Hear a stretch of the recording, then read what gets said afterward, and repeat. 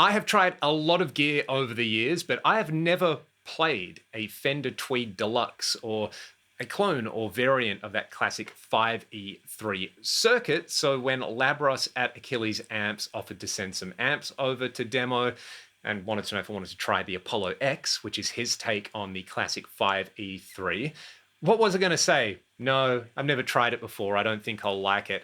I have no idea if I'm going to like it. I've done some reading about these amps, but I actually just never had a crank through one. So I figure Tweed amp, Sunburst Strat. This is a Fender Buddy Guy Strat from the 90s with some Fralins in it.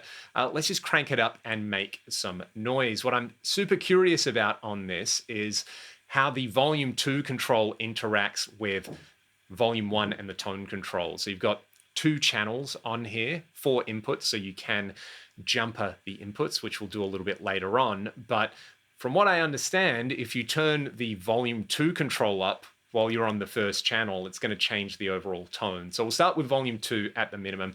I've just cranked both controls all the way up, and I'm going to do it old school and just control everything from my guitar. So we'll start on the neck pickup with the volume quite low, mic'd up with a Cascade Fathead about 5 centimeters or 2 inches from the center of the built-in Jensen speaker.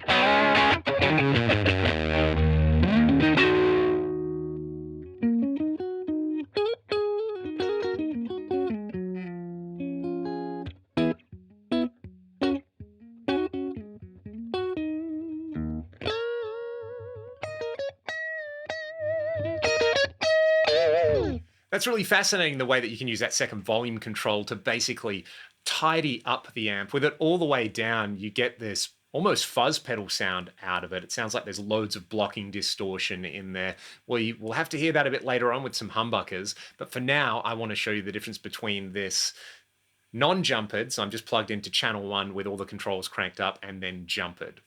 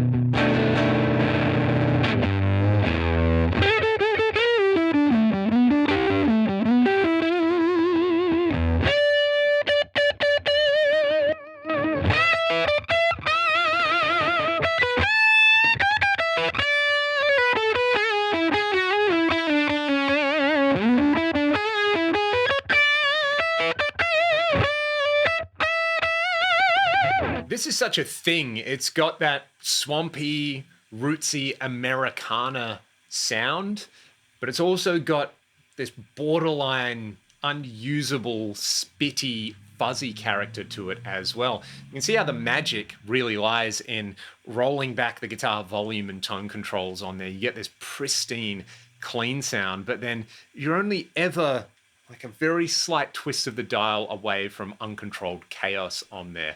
The overall tone, I think, is something that, you know, as someone who grew up playing Marshalls and high gain amps, takes some getting used to, but there's something very visceral about it, something that just puts me in an uncomfortable place that I kind of like. You know, this is like if you're really good at going into the gym and lifting heavy weights, going to a calisthenics class and having to stretch your body and do different things. I feel like that's happening over here where, you know, just everything is like having cheat codes on with a modern amp. This is the opposite. It's almost like you're having to create the tone from scratch on there. And it keeps the character of your guitar in there. Different guitars sound like different guitars on there. There is that characteristic Tweed Deluxe thing going on there where you really push it, you know, humbucker on the bridge, everything cranked.